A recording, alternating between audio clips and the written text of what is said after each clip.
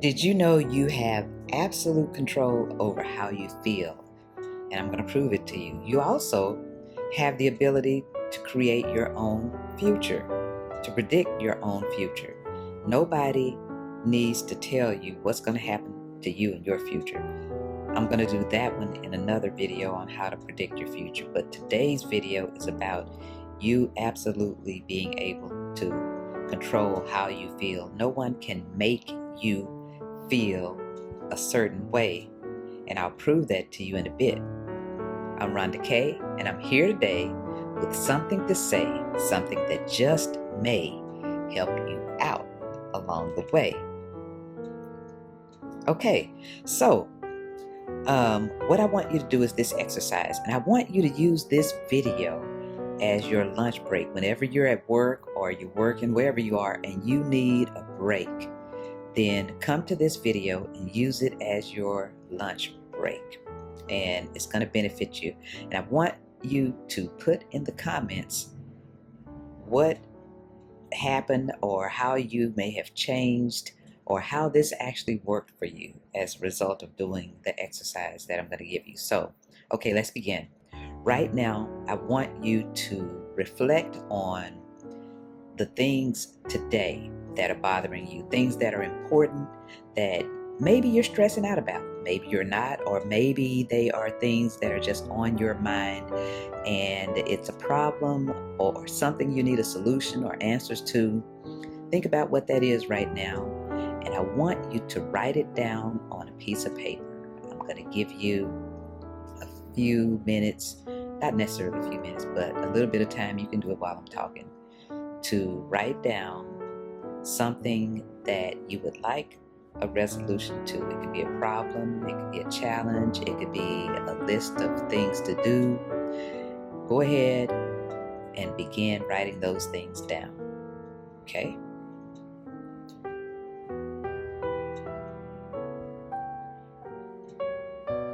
Now, for some of you, it might be I need more money, or I got a bill due in 2 days, or I got a contract expiring next month, or something work related. I need an answer to this specific problem, or I need a solution for this specific. Maybe it's something good, a huge project or a huge opportunity that you have, and you want that opportunity.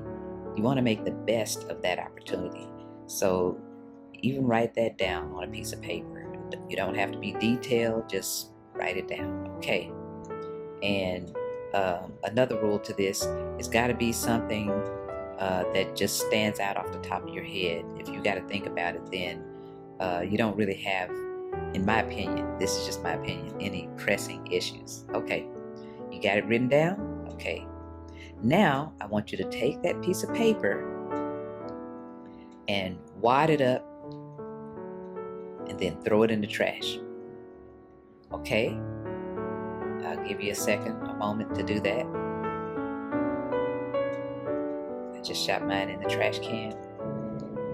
This next exercise that I want you to do, now that we've gotten rid of your distractions, because things like that, they can cause you to be distracted. And if you're thinking about your problems or outstanding issues, then you can't think creatively. So we have just gotten rid of everything that is quote unquote bothering us. Okay. Now, for 5 minutes, I want you to think absolutely nothing. I'm going to time you. And now, the rules to this: when you're thinking nothing, maybe it's easier for you to close your eyes. And when you're thinking nothing, there are going to be thoughts that creep up. So here's what I want you to do when that happens. When those thoughts creep up, I want you to bring your minds back, or cast out every thought and dismiss it and come back to thinking nothing. And here's an example. Okay, it's quiet, it's quiet, it's quiet. And then now I'm thinking, oh man, I gotta cook. It's my turn to cook today. or I got to pick up dinner for family. Okay? So when you think those thoughts, just dismiss them, come right back. Bring your mind right back to thinking nothing. And if you do this often enough, you will get good at it. Okay, so I'm going to put my timer on right about now.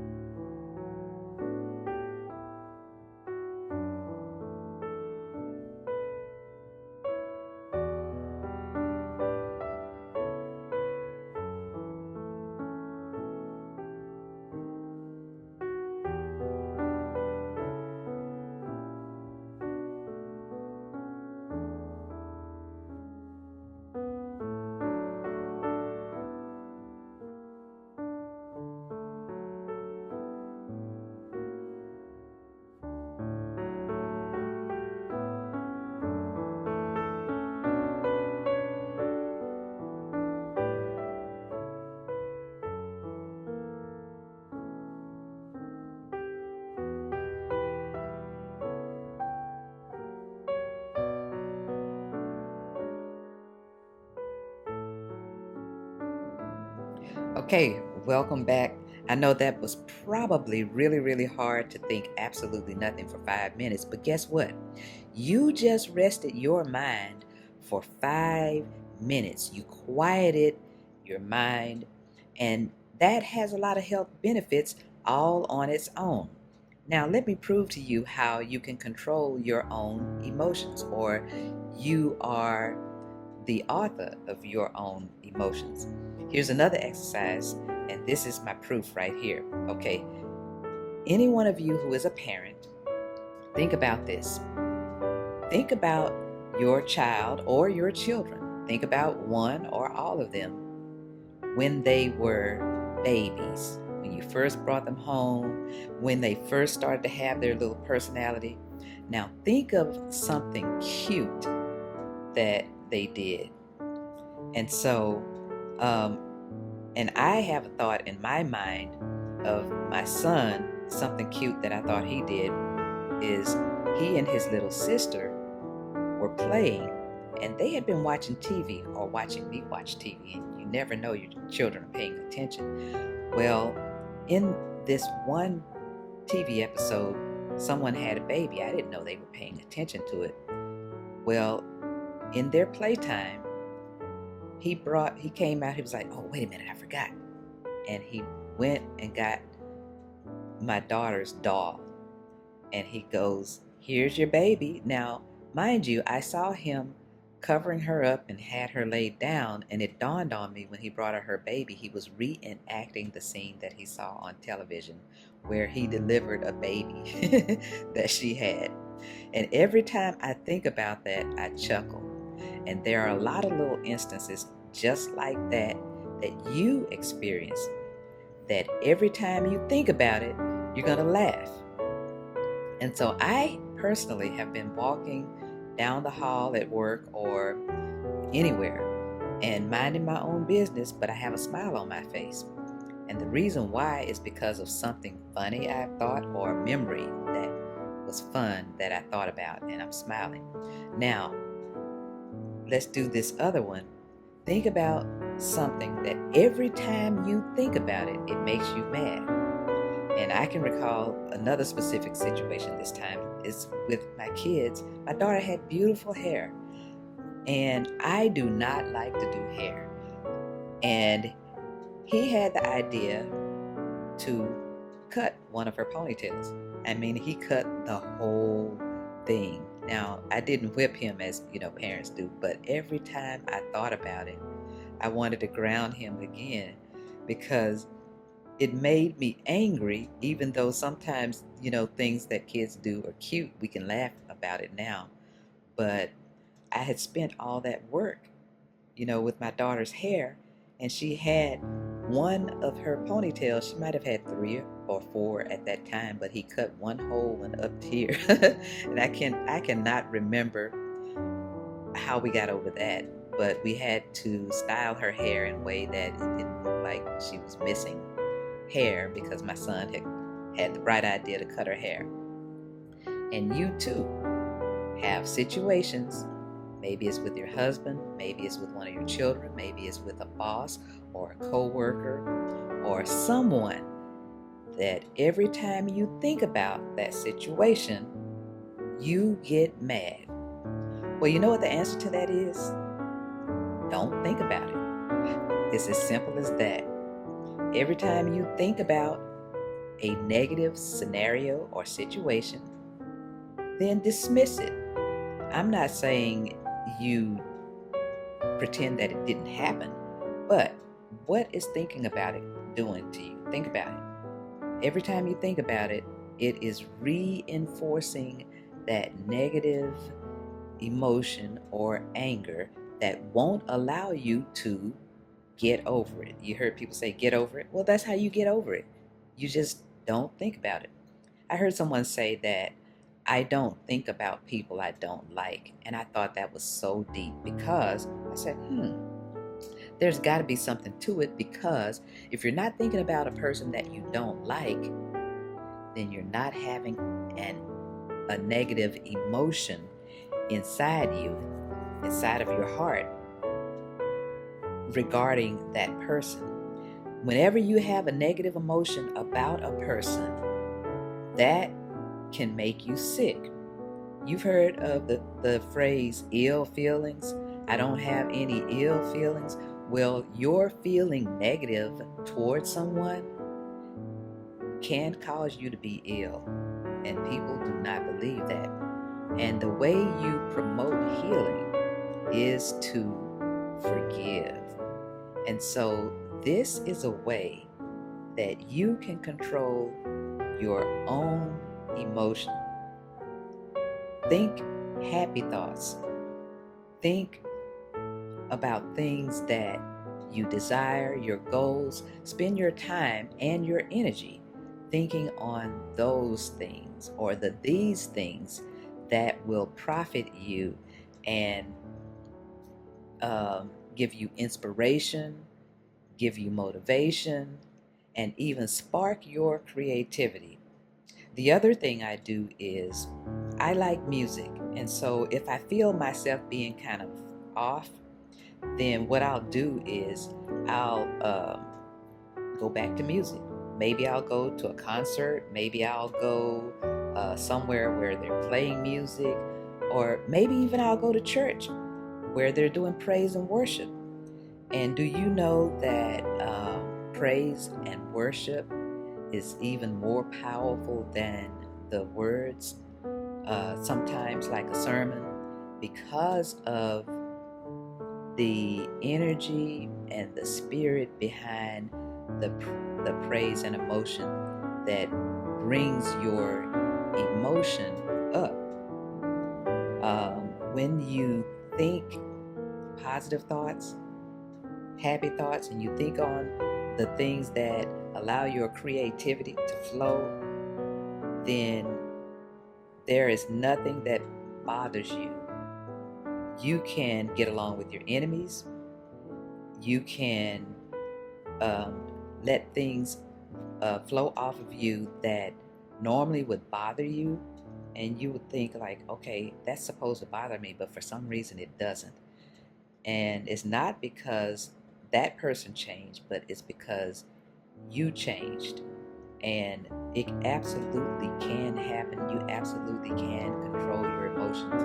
And what happened is you change what's happening within you, which also changes the way people respond to you, because you are now responding to people in a different capacity, in a different manner. And that different response is getting you different results. You hear the old people say you can catch more flies with honey or bees with sugar. I forget whatever the phrase is, but you understand what I'm saying.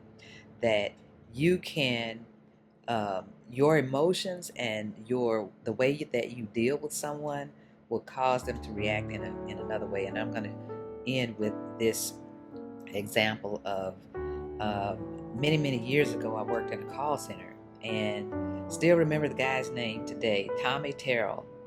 He would call in, and the first thing he would do is he would be yelling all kinds of explicatives, and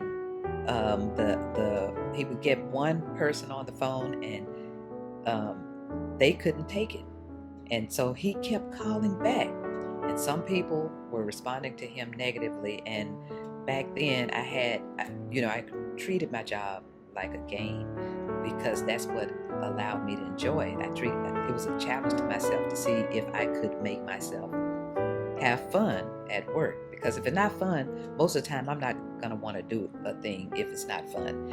And so I was like, I can't wait until he get me.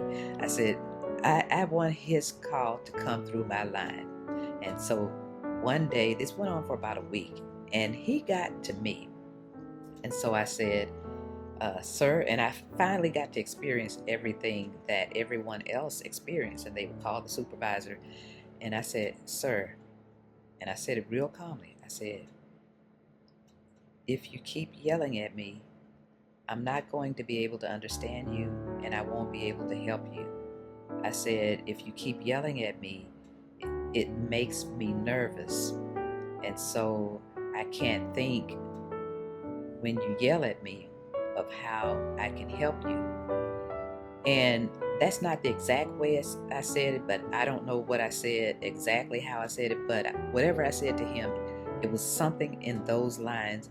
And I said it very calmly to him. And he just burst into tears because for the first time, he had someone who actually listened to him. He was telling me he really didn't want to be yelling, and everybody he talked to before just didn't listen, including the supervisors. And so this is when I learned that you absolutely can control the outcome of a situation just by choosing to have the right attitude. And I'm Rhonda Kay. I hope what I had to say can help you out today and on your journey along the way.